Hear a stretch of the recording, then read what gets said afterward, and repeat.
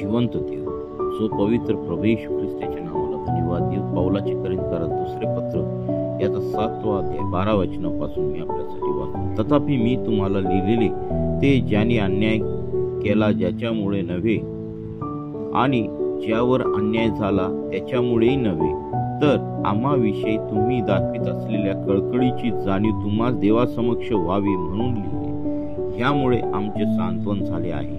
आणि आमचे सांत्वन झाले इतकेच नव्हे, तर विशेष करून तिथाला आनंद झाल्यामुळे आम्ही फार आनंदित झालो, कारण तुम्हा सर्वांकडून त्याच्या मनाला स्वस्थता मिळाली.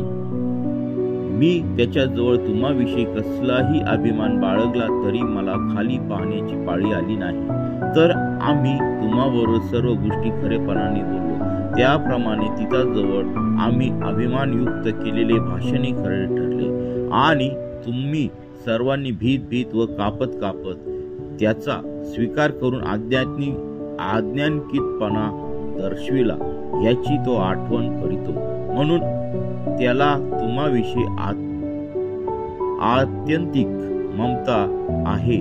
मला सर्व बाबतीत तुमचा भरोसा वाटतो, म्हणून मी आनंद करतो. वाचलेले वचन देव आशीर्वादित करो.